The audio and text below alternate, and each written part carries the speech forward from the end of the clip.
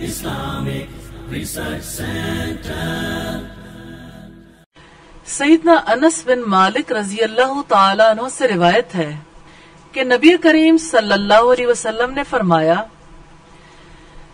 میں جنت میں داخل ہوا تو میں نے جوتوں کی آہٹ سنی۔ میں نے کہا یہ کون ہے؟ فرشتوں نے کہا یہ انس بن مالک کی والدہ غمیسہ بنت ملحان ہے۔ یہ روایت صحیح مسلم کی ہے 2456 نمبر پر، اور صحیح بخاری میں یہ روایت 3679 نمبر پر ہے۔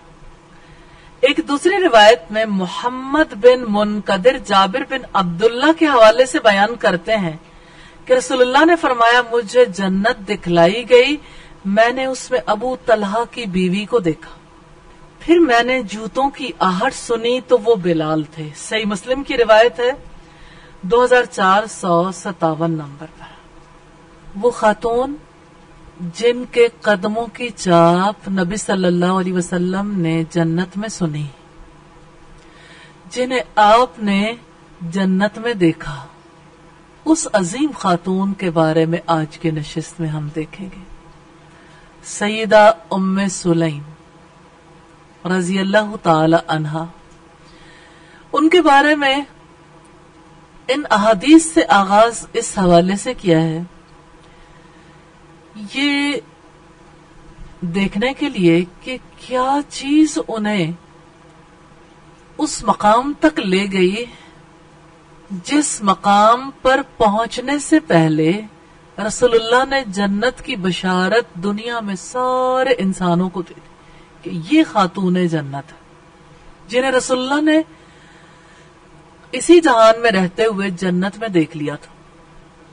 کتنی بڑی سعادت ہے، کتنی بڑی خوش نصیبی۔ تو ہمیں اس ہستی کے اعمال کو دیکھنا ہے کہ وہ کیا کرتی تھی، اور اس حسرت کے ساتھ اور اس شوق کے ساتھ اور اس دعا کے ساتھ کہ اللہ تعالی ہمیں بھی ویسے ہی اعمال کرنے کی توفیق عطا فرما۔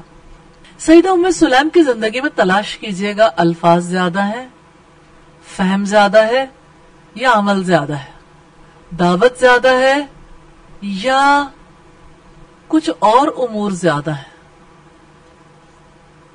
ایک ایسی چلتی پھرتی زندگی ہے، وہی گھر بار، وہی معاملات جیسے عام خواتین اپنے گھروں میں ہوتی ہیں، جیسے عام طور پر خواتین تعلقات رکھتی ہیں، سادگی سے زندگی گزارنے والی خاتون ہے۔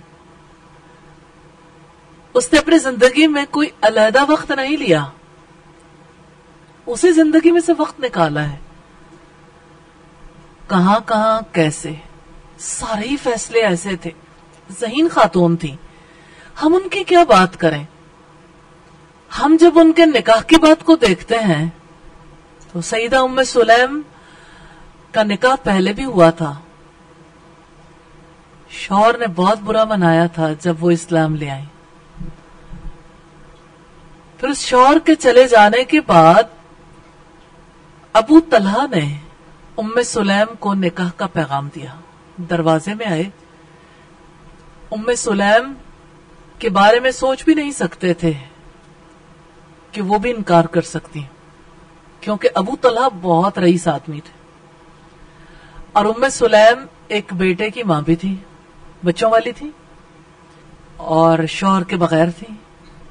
آپ جانتے ہیں کہ ایک عورت کے لیے شوہر کے بغیر رہنے میں مالی مشکلات بھی ہوتی ہیں، جذباتی طور پر بھی عورت کی کیفیت اور ہوتی ہے، لیکن آپ اس عظیم خاتون کے فہم کو دیکھیں۔ اس موقع پر جب ابو طلحہ نے کہا میں تم سے نکاح کرنا چاہتا ہوں، ام سلیم نے کہا کہ یہ نہیں ہو سکتا کیونکہ تم مشرک ہو، اور مشرک کے ساتھ نکاح نہیں ہو سکتا۔ اس نے کہا میں تمہیں اتنا سونا دوں گا، یعنی میں تمہارے اوپر مال نشاور کروں گا۔ ام سلیم نے کہا نہیں چاہیے مال، حالانکہ مال کی ضرورت تھی۔ ہاں ایک شرط ہے، اگر تم اسلام لے آؤ تو تمہارے اسلام لانے کے بعد میں تم سے کچھ بھی وصول نہیں کروں گی، تمہارا اسلام لانا ہی میرا مہر ٹھہرے گا۔ تو پہلی خاتون تھی جن کا مہر اسلام ٹھہرا، ابو طلحہ کے اسلام لانے کی وجہ سے ام سلیم نے ان کے ساتھ نکاح کر لیا. آج ہم ام سلیم کو دیکھتے ہیں, ہم ان کے کس کس پہلو کو دیکھیں. وہ صبر میں اپنی مثال ہیں, نبی صلی اللہ علیہ وسلم سے محبت میں اپنی مثال ہیں. اگر ہم یہ دیکھنا چاہیں کہ وہ کیسی ماں تھی تو ایک ماں ہونے کی حیثیت میں مثال ہیں. کہیں اپنے بچے کو, پیدا ہوتے بچے کو گھٹی دلانے کے لیے رسول اللہ کے پاس بھیجتی, کہیں رسول اللہ کے ساتھ سفر کے شوقین ہیں ابو طلحہ اور ام سلیم کو ڈیلیوری پینز آ رہی ہیں اور ام سلیم کے پاس ابو طلحہ کو رکنا پڑا. اظہار کیا ابو طلحہ نے کہ میں جانا چاہتا تھا رسول اللہ کے ساتھ ہر مقام پر, لیکن تمہاری وجہ سے میں نہیں جا پاؤں گا. تو ام سلیم نے کہا فکر نہ کرو, اب میں بالکل ٹھیک ہوں, چلو. اس کیفیت میں بھی ام سلیم نے سفر کیا. رسول اللہ سے محبت کا شوق کوئی اندازہ کر سکتا ہے اس عورت کا کہ وہ کتنی عظیم تھی. پھر اگر آپ یہ دیکھنا چاہیں 10 سال کا بچہ ہے, رسول اللہ کے پاس لے کے آتی ہیں کہ اللہ کے رسول یہ میرا بیٹا ہے, لکھنا جانتا ہے, یہ آپ کی خدمت کرے گا. آپ فہم کو تو دیکھیے کہ وہ عورت پہچانتی ہے کہ میرا بیٹا کہاں رہ کے ہیرا بن سکتا. ہیرے کی قدر تو جوہری ہی جانتا ہے نا, ہیرا تراش خراش کے بعد قیمتی ہوتا, کیونکہ جوہری دیکھتا ہے کہ اس کی تراش خراش کیسی ہے. تو ام سلیم جیسی ماں ہو تو وہ انس بن مالک کے بارے میں فیصلہ کر سکتی ہیں کہ یہ کہاں رہ کے نکھرے گا. اور انہی کا بیٹا تھا جن کے بارے میں رسول اللہ صلی اللہ علیہ وسلم نے دعا کی تھی, برکت کی دعا. رسول اللہ کے سب سے آخر میں جانے والے صحابیوں میں حضرت انس بھی تھے. اور ہمیں صحیح روایت ملتی ہے کہ ان کے بیٹوں پوتوں میں سے ان کی زندگی میں 120 دفن ہو چکے تھے. 120, اتنی اللہ نے ان کی نسل میں اضافہ کیا. برکت مال میں بھی, اولاد میں بھی. پھر آپ دیکھیں کہ وہی ام سلیم ہے, اتنی سمجھدار خاتون. رسول اللہ کبھی ان کے گھر میں کھانے کے لیے آتے ہیں اور برکت کی دعا کرتے ہیں, اور 2 روٹیاں 80 افراد کھاتے ہیں اور کھانا پھر بھی پڑا ہوتا ہے. برکت. اور ام سلیم کس طرح سے ان برکتوں کے حصار میں رہتی ہیں, سمجھتی ہیں نا کہ یہ برکت میں نے ضائع نہیں جانے دینی. رسول اللہ ان کے گھر آرام کرتے تھے تو آپ سسم جب سو جاتے, آپ جانتے ہیں کہ کتنی شدت کی گرمی ہوتی ہے مکہ اور مدینہ میں. پھر چمڑے کا بستر وہ بچھا دیتی تھی. رسول اللہ سوتے تھے تو آپ کا پسینہ چمڑے کے بستر پہ اکٹھا ہو جاتا تھا, اتنا پسینہ آتا تھا. سوئے بھی تھے رسول اللہ اور ام سلیم کچھ کر رہی. آپ نے پوچھا ام سلیم یہ کیا؟ تو ام سلیم آپ صلی اللہ علیہ وسلم کا پسینہ اکٹھے کر رہی تھی شیشی میں. آپ نے پوچھا اسے کیا کرو گی؟ تو انہوں نے کہا کہ عطر میں ملاؤں گی اور برکت کے لیے, اپنے لیے اور اپنی اولاد کے لیے رکھوں گی. اور پورے مدینہ میں وہ خوشبو تقسیم ہوتی تھی کہ سارے لوگ آپ کے پسینے سے برکت حاصل کریں گے. ام سلیم وہ عظیم خاتون تھی کہ جن کے بچوں کے اندر رسول اللہ صلی اللہ علیہ وسلم کا لعاب گیا تھا, یعنی گھٹی دی تھی رسول اللہ نے, اور وہ جانتی تھی کہ اس سے کتنی برکت نصیب ہوگی. ام سلیم کو اگر دیکھنا چاہیں میدان جنگ میں پانچے چڑھائے ہوئے اور زخمیوں کے لیے بھاگی جا رہی ہیں, بھر بھر کے مشقیں لا رہی. ماں تھی, بچے چھوٹے تھے, میدان جنگ میں پہنچی. کیا فہم ہے اسلام کا, کیا محبت ہے اللہ اور اس کے رسول سے. یہ گئی زخمیوں کو پانی پلانے, وہ گئی مشق بھرنے کے لیے. ایک صحابی نے کہا ام سلیم یہ کیا, تم نے ٹخنوں سے اوپر اپنا لباس کیا ہوا ہے, کیا تم نہیں جانتی کہ یہ تمہارا سطر ظاہر ہو رہا ہے؟ ام سلیم نے کہا میں اپنا لباس نیچے رکھوں گی تو گر جاؤں گی, میں کیسے تیز تیز پانی لینے جا سکتی ہوں. تو یہ نہیں کہ کنفیوز ہو گئی ہوں کہ اچھا پتہ نہیں میں نے غلطی کی ہے, یہ اس موقع پہ مجھے کیا کرنا ہے. سمجھتی تھی کہ اس موقع پہ اضطرار کا موقع ہے, ایسے موقع پہ کچھ اونچ نیچ ہو بھی جائے تو زیادہ بڑی بات کو اختیار کرنا ضروری. اور یہی ام سلیم ہے جب رسول اللہ کا نکاح ہوتا ہے سیدہ صفیہ کے ساتھ غزوہ خیبر سے واپسی پہ. یہ ام سلیم تھی رسول اللہ صلی اللہ علیہ وسلم کے ولیمے کے لیے کھانا تیار کر رہی ہیں، سویٹ ڈش. اتنی محبت ہے، کہیں کھانا بنا رہی ہیں، کہیں پسینہ سنبھال رہی ہیں، کہیں کھانا کھلا رہی ہیں. حضرت انس کو بھیجتی ہیں جاؤ رسول اللہ کو گھر بلا کے لاؤ، کیونکہ ابو طلحہ نے بتایا کہ رسول اللہ کے چہرے پر بہت بھوک ہے، بھوک کے آثار. ام سلیم کہتی ہیں جاؤ، یہ کبھی روٹیاں لپیٹ کے دیتی ہیں رسول اللہ کو دے آؤ. اور رسول اللہ کہتے ہیں کہ اسے واپس لے جاؤ، اپنی ماں سے کہو کہ ہم سب آ رہے ہیں کھانا کھانے کے لیے. پھر رسول اللہ ان کے گھر پہنچتے ہیں، پھر کس طرح سے کھانا تقسیم ہوتا ہے. آپ صلی اللہ علیہ وسلم اتنا فریکوینٹلی کیسے جاتے تھے ام سلیم کے گھر؟ کیا دین کتابوں سے آتا ہے یا دین کی سمجھ ساتھ رہنے سے آتی ہے؟ کس چیز نے ام سلیم کو جنت تک پہنچا دیا کہ آپ صلی اللہ علیہ وسلم نے ان کے قدموں کی چاپ جنت میں سنی؟ آپ صلی اللہ علیہ وسلم نے انہیں جنت میں دیکھا. ابو طلحہ کی بیوی کو میں نے جنت میں دیکھا ہے. کتنے لوگوں کو رسول اللہ نے جنت میں دیکھا تھا؟ قدموں کی چاپ تو حضرت بلال کی بھی تھی. ابو طلحہ کی بیوی کو یعنی ام سلیم کو رسول اللہ صلی اللہ علیہ وسلم نے جنت میں دیکھا. کیسے ام سلیم رسول اللہ صلی اللہ علیہ وسلم کو یاد رہتی تھی. ام سلیم کتنی سمجھدار تھی. کیا آج ہمیں ضرورت نہیں ہے کہ ہم یہ دیکھیں کہ کیسے دعائیں لی جاتی ہیں، برکت آج کے دور میں کیسے حاصل ہو سکتی، کیسے کسی کی یادوں میں رہا جا سکتا ہے، جس سے دعائیں لینی ہے اس کی یادوں میں کیسے رہنا ہے، اس سے تعلق کیسے بنانا ہے. کیا چیز ہے جو قدر و قیمت کی حامل ہے؟ وہ تعلق، اللہ کی محبت، اس کے رسول کی محبت، اور اپنا سب کچھ فدا کر دینا، نچھاور کر دینا. یہ اس سے بہت آگے کی بات ہے. آغاز تو یہیں سے ہوتا، رضیت باللہ ربا، کہ میں اللہ کے رب ہونے پہ راضی ہو گئی، وبالاسلام دینا، اور اسلام کے دین ہونے پر، وبمحمد نبی الرسول، اور محمد صلی اللہ علیہ وسلم کے نبی اور رسول ہونے پر. لیکن یہاں تو راضی ہونے سے آگے بڑھ کے نچھاور ہونے کا جذبہ ہے.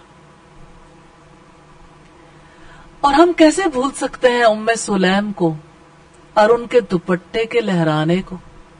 وہ ام سلیم ہی تھی نا جنہوں نے دوپٹہ لہرایا تھا.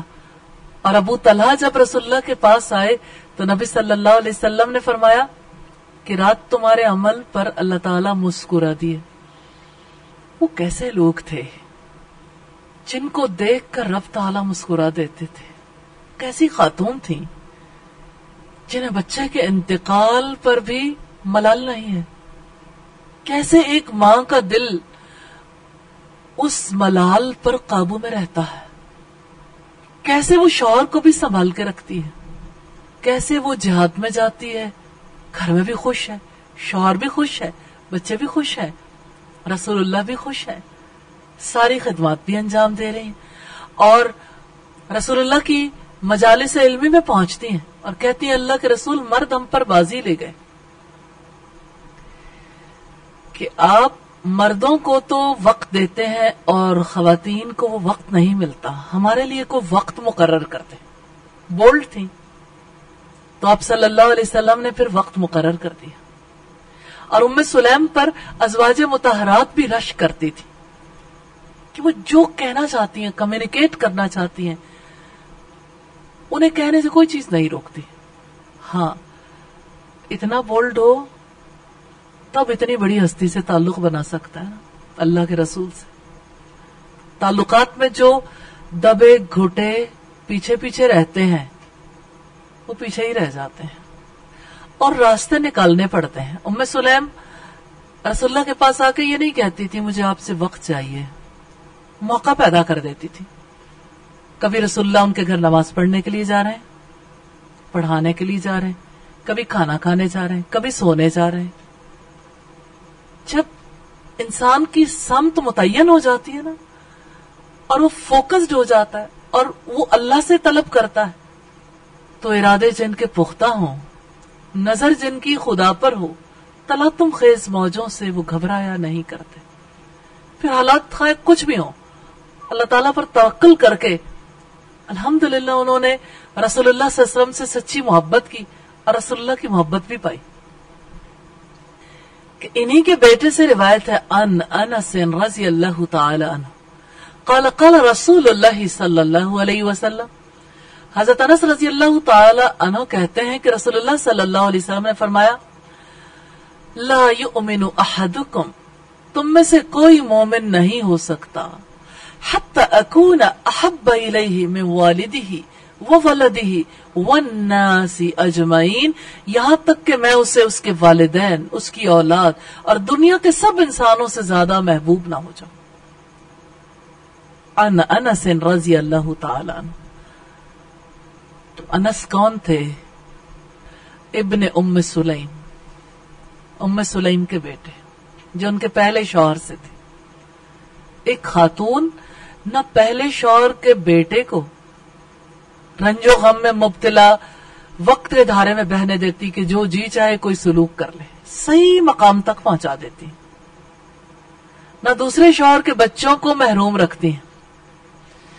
آپ صلی اللہ علیہ وسلم ان کے گھر میں آتے تھے تو آپ کے سامنے عجیب و غریب معاملات آتے تھے. جیسے ایک دفعہ انس کا چھوٹا بھائی جو ابو طلحہ کا بیٹا تھا، عمیر، آپ آئے تو وہ بہت پریشان تھا، دکھی تھا، کیونکہ اس کی چڑیا کا بچہ وفات پا گیا. تو آپ صلی اللہ علیہ وسلم نے اس سے پوچھا یا عمیر ما فعل النمیر، کہ عمیر چڑیا کے بچے نے کیا کیا؟ ما فعل النمیر. تو یہ محبت کیا یوں ہی مل جاتی ہے کہ آپ کتابیں پڑھ لیں اور کتابیں پڑھنے سے آپ کو اللہ تعالیٰ کے راستے پر چلانے والوں کی محبت بھی مل جائے، اللہ تعالیٰ کی محبت بھی مل جائے، دین کی اصل حقیقت کا بھی پتہ چل جائے، ایک دوسرے کے ساتھ اخوت کا سچا رشتہ بھی قائم ہو جائے اور اسلام کے لیے بڑی خدمات انجام دینے کا موقع بھی مل جائے. آپ سے سوال کرنا چاہتی ہوں، اس سے پہلے کہ ہم ام سلیم کے بارے میں پڑھیں، کوئی جواب دینا چاہے؟ جی، کوئی جواب دینا چاہے گا؟ 2 اشعار اس دوران سنانا چاہتی ہوں. خدا تجھے کسی طوفان سے آشنا کر دے کہ تیرے بحر کی موجوں میں اضطراب نہیں، تجھے کتاب سے ممکن نہیں فراغ کہ تو کتاب خواں ہے مگر صاحب کتاب نہیں. کتاب خوانی الگ چیز ہے اور کتاب پر عمل کرنا اس سے آگے کا میدان ہے. عمل محض الفاظ سے نہیں ملتا، یاد رکھیے گا. عمل کے لیے اعمال کو دیکھنا بہت ضروری ہے. جی میم، ان کی زندگی میں یہ بات زیادہ نظر آتی ہے، جیسے کہتے ہیں قربانی سے گر ملتا ہے، تو انہوں نے بہت زیادہ قربانیاں دی تھی، تو اللہ تعالیٰ کی راہ میں قربانی سے انشاءاللہ اللہ تعالیٰ کی محبت اور اس کے رسول کی. چلیے بتائیے کیا قربانیاں دی تھی؟ جیسے جہاد کے میدان میں ان کو دیکھتے ہیں کہ یعنی کہ آپ نے بتایا کہ وہ کام کریں. ہم اسے قربانیاں نہیں کہہ سکتے، صالح اعمال ہیں. کیونکہ قربانی کا جو تصور ہے وہ یہ کہ وہ تھوڑا سا ڈفرنٹ، اگرچہ وہ بھی صالح عمل ہے، یہ بھی اعمال اللہ کے قریب کرنے والے ہیں، صالح اعمال ہے. مثال کے طور پر اگر انہوں نے پانی پلایا تو اس میں قربانی والی کیا بات ہے؟ کس چیز کو قربان کیا؟ قربانی میں کچھ تو قربان ہوتا ہے نا، وہ کیا ہے؟ جان تو موجود تھی. جی کوئی اور؟ ان کا رسول اللہ سے تعلق، مطلب کہ اگر ہم جن سے سیکھتے ہیں نا تعلق اللہ تعالیٰ کے، ان کے ساتھ ان کا تعلق بہت اچھا تھا رسول اللہ کے ساتھ. مطلب ان کو جس طرح ان کے گھر رسول اللہ آیا جایا کرتے تھے، وہ اپنے بیٹے کو بھی ان کی خدمت میں پیش کرتے. ہاں، اصل زندگی یہی ہے. اسلام صرف کاغذوں سے نہیں آتا، عملی زندگی سے آتا ہے، اکٹھے رہنے سے، اکٹھے برتنے سے، اکٹھے ایک جیسے حالات کو فیس کرنے سے، ایک طرح کے ماحول میں رہنے سے.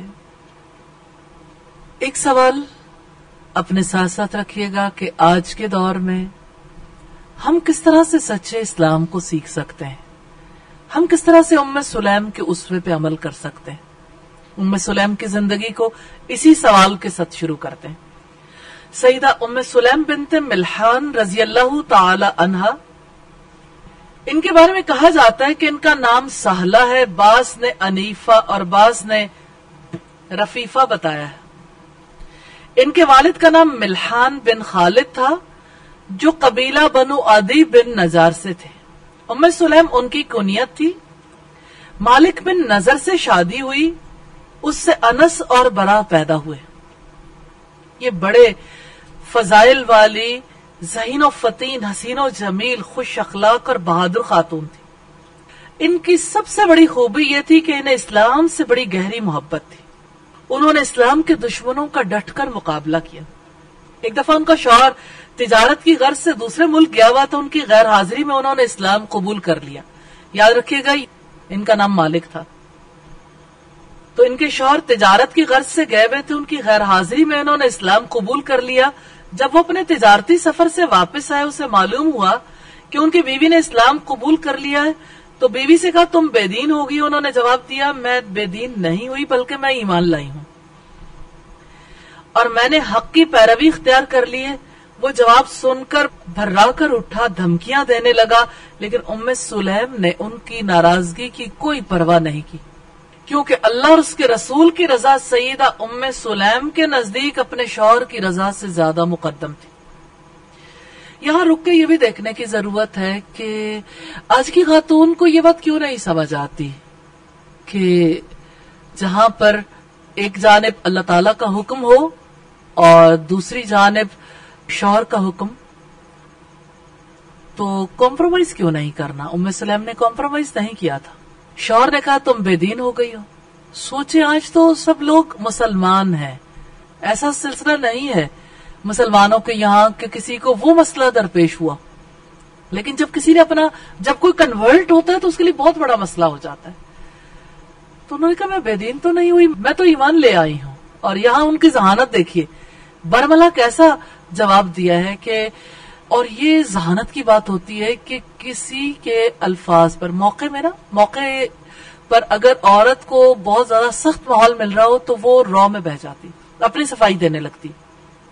اب آپ دیکھیے کیا تم بے دین ہو گئی ہو، ایسے میں جب کوئی شوہر غصے سے بھرا بیٹھا ہو، نارملی ایسا ہوتا ہے عورتوں کے اوسان خطا ہو جاتے ہیں، وہ بھول جاتی ہیں کہ میں نے کہنا کیا تھا اور کس چیز پہ میں ایمان لائی اور کیا معاملہ.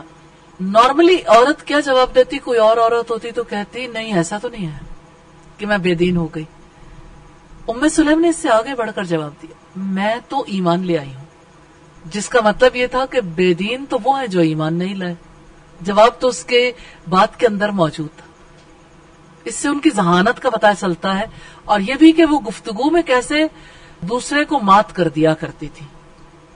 تو سیدہ ام سلیم کو یہ پتہ چل گیا تھا کہ کوئی دھمکیاں دے یا کوئی غصے سے بھرا اٹھے، بہرحال دین نہیں چھوڑنا. سیدہ ام سلیم رضی اللہ تعالی عنہ اپنے بیٹے کی یعنی انس کی تربیت کی طرف متوجہ ہوئی، اسے اسلام کی بنیادی تعلیمات سکھانے لگی. ایک دن اپنے بیٹے انس کو اذان کے کلمات سکھا رہی تھیں. اس نے اپنے بیٹے سے کہا انس لا الہ الا اللہ محمد الرسول اللہ. بچہ بار بار کلمات کو دہرانے لگا. شوہر نے جب یہ منظر دیکھا تو غصے سے اپنی بیوی کو کہنے لگا تم میرے بیٹے کو خراب کر رہی ہو، تم اس رویے سے باز آ جاؤ. سیدہ ام سلیم نے بڑے پراعتماد لہجے اور ایمان بھرے جذبے سے کہا میں اسے خراب نہیں کر رہی بلکہ میں تو اسے تعلیم دے رہی ہوں اور اس کی رہنمائی کر رہی ہوں. یہ تو میرا لاڈلا ہے، میں بھلا اسے کیسے خراب کر سکتی ہوں. یہ بڑی اہم بات ہے، اس پر غور کریں کہ ام سلیم رو میں نہیں بہتی کہ کوئی جو کچھ کہہ رہا ہے اسی کی پچ پہ کھیلے. ام سلیم کول رہتی تھی. کول رہتے ہوئے انہوں نے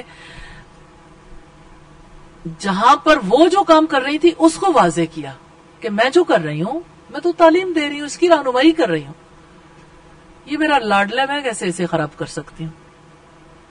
तब आप देखिए कि गुस्सा कोई कितना ही गुस्सा कर ले, उम्मे सुलैम ने गुस्से वाली बात रहने नहीं थी, यानी वो खुद गुस्से में नहीं है। आमतौर पर ऐसा होता है कि एक रिएक्शनरी होता है, दूसरा उससे बढ़कर रिएक्शनरी होता है, फिर टकराव शुरू हो जाता है। अब चाहे शौहर जो है वो बेदीन है, दूसरे दीन पर है, लेकिन उम्मे सुलैम ने अपनी जानिब से उस पर भी हकीकत वाज़े कर दी। दावत का सिलसिला जारी है। ये इस्लाम की दावत नहीं है कि इस्लाम की तालीम है, मैं तो ईमान लाई हूं, मैं अपने बच्चे की रहनुमाई कर रही हूं, मैं उसे तालीम दे रही। ऐसा तब जानते हैं कब होता है कि इंसान हक बात पहुंचाने के काबिल हो, जब वो अपने आप को रिएक्शन से बचाए, जब वो दूसरे की पिच पे ना खेले, जो कुछ वो कह रहा है उसको जवाब देना शुरू कर दे। यानी जवाब तो उसी का देना है, लेकिन उम्मे सुलैम ने रिएक्शन वाली बात नहीं की कि आप क्या समझते हो, एक मां होते हुए मैं इसे खराब करूंगी और फलां फलां, इस किस्म की बातें। उम्मे सुलैम ने इसके बारे में हक बात सामने रखी और इस्लाम की दावत ही को सामने रखा कि, और थोड़ा यानी उनका लहजा भी ऐसा था कि जिसकी वजह से शौहर को कूल डाउन हो जाना चाहिए था कि मैं, ये तो मेरा लाडला, मैं इसे कैसे खराब कर सकती हूँ। लेकिन पहले जो बात रखी है वो डिफरेंट है कि मैं इसकी रहनुमाई कर रही हूं। अब आप देखिए कि कितनी फर्म थी और कितनी कॉन्फिडेंट अपने इस्लाम पर। जो अपने इस्लाम से इतनी गहरी वाबस्तगी न रखता हो, वो पहली चोट में हिम्मत हार बैठता है, छोड़ देता और कंफ्यूज होकर कहता है अच्छा पता नहीं, मुझे कोई और ही बता दे कि अच्छा मैं इस सूरत हाल में क्या करूं, मेरे शौहर गुस्सा करते हैं, फलां वक्त पे फलां बात करते हैं, अब मैं क्या करूं, क्या मैं इस्लाम के फलां हुक्म पे अमल कर लूं या ना करूं। तो ये जो उज़्र पेश करने का मामला है, ये उन लोगों की जानिब से होता है जो इस्लाम के साथ वाबस्तगी इख्तियार नहीं करते, बल्कि कभी आपने फसली बटेरे देखे? फसली बटेरे आते हैं, उनको फसल वाले उड़ा देते हैं। इसलिए उड़ाते हैं कि वो यानी फसल खराब कर देते हैं। फसली बटेरों का ये काम होता है कि आते हैं, कोई दाना उनका थोड़ा बहुत मिला, चलो लेके फिर उड़ गए। इसका मतलब ये कि वो जो काविश है ना, खेत की काविश और खेत के अंदर जो उगाव का सिलसिला है, पूरी मुहिम है ना कि खेत से ये बीज जो बोए गए हैं वो उगाए जाएं, उस पूरी मुहिम में शामिल नहीं होते ऐसे लोग, बल्कि कुछ लिया, दाना उनका लिया और उड़ गए। और उमूमी तौर पर लोगों ने इस्लाम के मामले को भी ऐसे ही समझा है कि कुछ चीजें, चंद अल्फाज सीखे, थोड़ी बहुत किताबें पढ़ी और उड़ गए। तो इस्लाम ऐसे नहीं आता कि इंसान कुछ अरसे तक चरता चुकता रहे फिर उड़ जाए। इस्लाम कबूल करने से आता है। जब इंसान इस्लाम कबूल कर लेता है तो इस्लाम को अपनाने के बाद उसकी जिम्मेदारियों को पूरा करता है, फिर इस्लाम उसकी जिम्मेदारी होती है। फिर इस्लाम की नशरो इशात, इस्लाम का दिफा, हर काम में वो आगे बढ़ के तमाम काम अंजाम देने की कोशिश करता है। आप अपने आप को कहां देखते हैं? रैंकिंग करें, आप कहां देखते हैं? आपने इस्लाम को पूरी तरह कबूल किया, इस्लाम के काम को कबूल कर लिया, इस्लाम की सारी जिम्मेदारियों को अपना लिया, या फसली बटेरे वाला मामला है कि कुछ चर चुक के वापस चले गए? सोचते रहिएगा, क्योंकि ये बातें सोचने वाली है। हम यकीनन इन हालात को पढ़ते भी इसी वजह से कि ये चीजें इंशाल्लाह बहुत हेल्प करेंगी आपके लिए लाइफ में, आपको डिसीजन मेकिंग में हेल्प करेंगी कि आप जिंदगी कैसे गुजारें, अल्लाह ताला से ताल्लुक कैसे रखें, इस दीन से ताल्लुक कैसे रखें। और जब सोचेंगे तो फिर कोई ना कोई इरादा भी करेंगे, फिर आपके तर्ज अमल में एक तब्दीली भी आएगी, फिर मैं आपसे सवाल करूंगी दोबारा, लेकिन सोचते रहिएगा। सईदा उम्मे सुलैम और उनके शौहर के दरमियान इख्तिलाफात बढ़ते ही चले गए। उसे तंग आकर अपनी बीवी को धमकी देते हुए कहा, अगर यही सूरत हाल रही और तुमने इस दीन को न छोड़ा तो मैं तुम्हें और तुम्हारे बेटे को अकेला छोड़कर शाम चला जाऊंगा।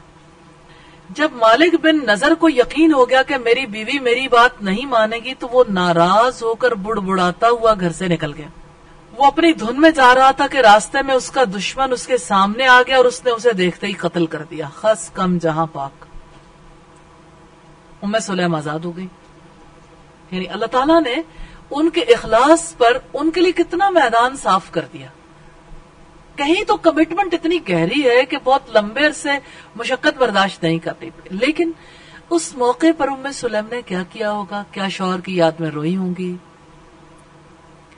کیا انہوں نے عدت گزاری ہوگی؟ عدت کیسی ہوگی؟ وہ ان دنوں میں کیا کرتی ہوں گی؟ ابھی تو حکم نہیں آیا تھا نا مشرکین کے ساتھ نکاح، ابھی تو جائز تھا. کیا ام سلیم شوہر کے جانے کے بعد مطمئن ہو گئی ہوں گی یا پریشان ہو گئی ہوں گی؟ آپ اس کا اندازہ ان کے آئندہ حالات سے لگا سکتے ہیں. سیدہ ام سلیم کو جب اپنے شوہر کے قتل کا پتہ چلا تو بڑا صدمہ ہوا. باوجود اس کے کہ سیدہ کے اسلام قبول کرنے کی وجہ سے وہ ان کے ساتھ اچھا سلوک نہیں کرتا تھا، صدمہ اس بنا پر تھا کہ اس نے اپنے شوہر کے ساتھ ایک چھت تلے بہت سال گزارے. تو یہ کتنی سادہ فطری زندگی ہے، یہ صدمہ ہونا بڑا نیچرل ہے. پھر سیدہ ام سلیم نے شفقت بھرے انداز میں اپنے یتیم بیٹے انس کی طرف دیکھتے ہوئے کہا، جب تک میرا دودھ پینا چاہے گا میں اسے دودھ پلاؤں گی، جب میرا بیٹا انس مجھے اجازت دے گا تو میں شادی کروں گی. یہ بات آج کے معاشرے میں عجیب لگتی ہے کہ کوئی عورت یہ کہے کہ میرا بیٹا مجھے اجازت دے گا تو میں شادی کروں گی. لیکن عربوں کے یہاں ایک عورت کیوں یہ بات کہتی ہے؟ کیونکہ عربوں کے یہاں عورت کی دوسری شادی یہ ایک ایسا معاملہ ہے جس کو وہ جلد از جلد انجام دینا چاہتے تھے. ایسا نہیں تھا کہ خواتین کل بے نکاحی بیٹھی رہیں، اور ایسا آج بھی نہیں ہے. وہاں کوئی عورت فارغ نہیں رہتی، یعنی یوں نہیں ہے کہ بڑی عمر کی ہو جائے اور پھر شادی نہ ہو، یا یہ ہے کہ کوئی عورت بیوہ ہو جائے یا طلاق یافتہ اور یوں ہی بیٹھی رہے.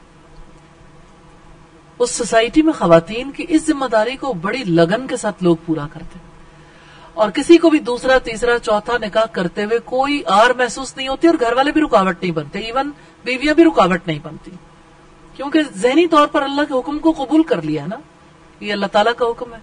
اور شوہر بھی انصاف کرتے ہیں.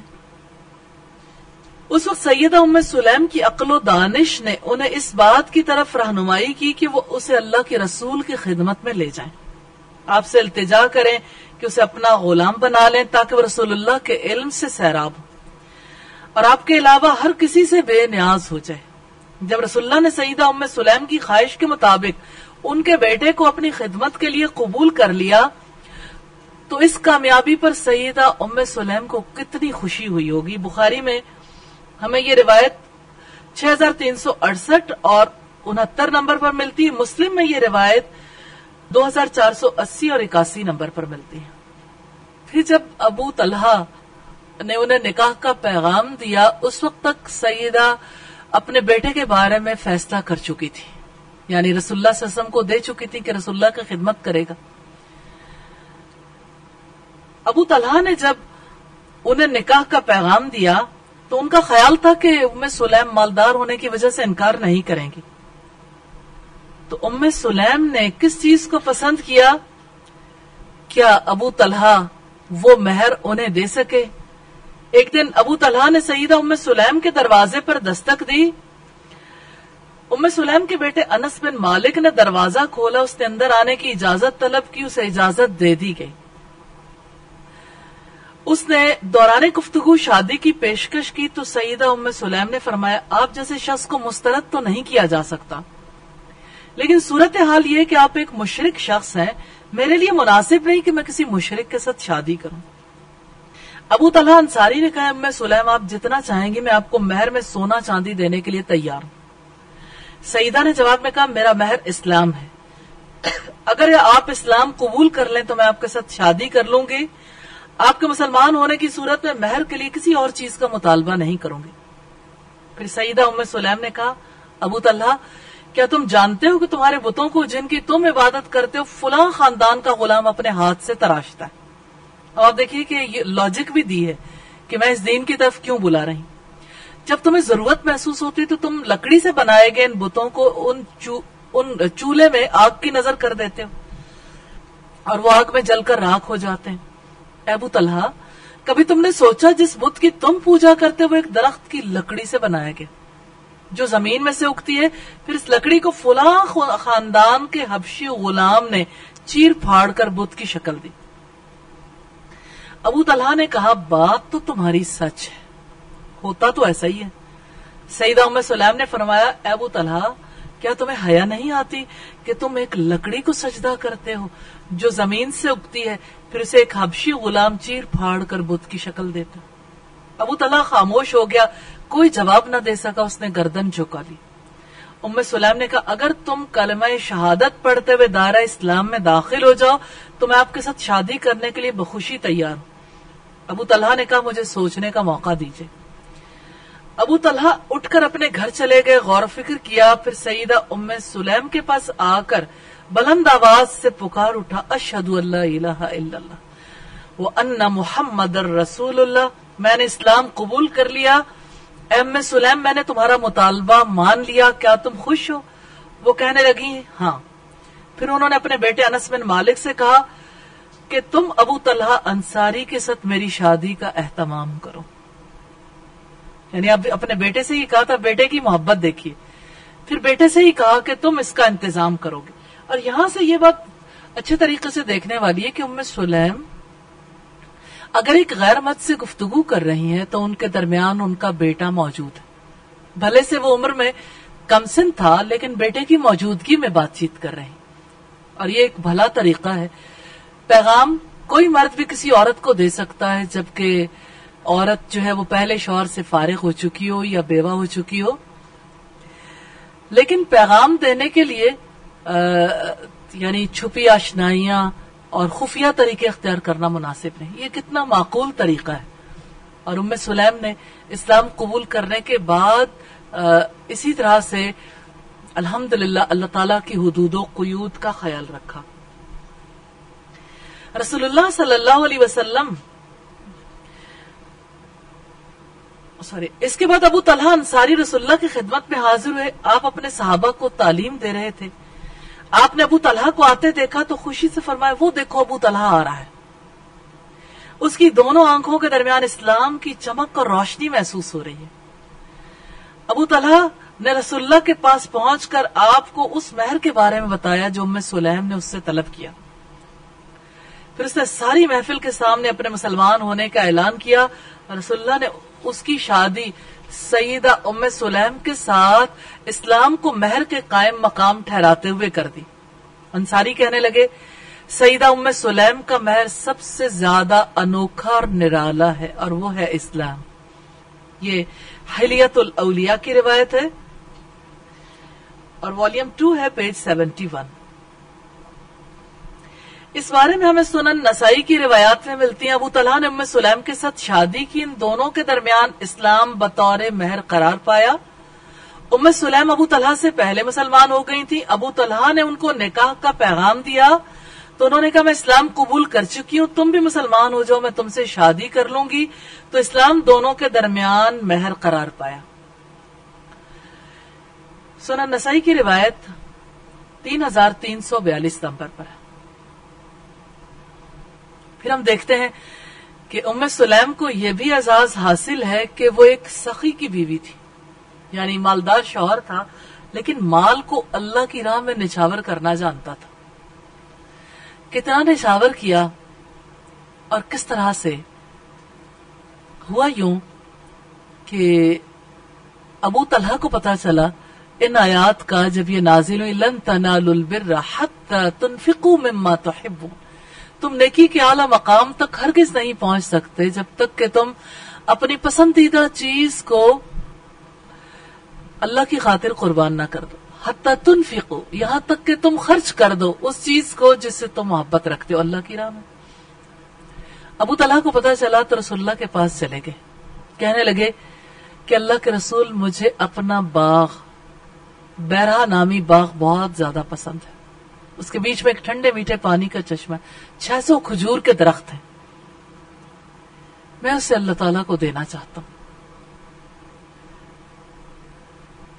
رسول اللہ نے فرمایا کہ اپنے چچا کے بیٹوں کو دے دو، اور زیادہ مشکل ہے انسان کے لیے کیونکہ اپنے اہل خاندان کو اپنے ہاتھوں سے اپنا سارا مال حوالے کرنے کے بعد انسان خود یعنی بے مال والا ہو کے ان کے سامنے کسی اور حیثیت میں آ جائے، اس کے لیے زیادہ تکلیف دہ ہوتا ہے۔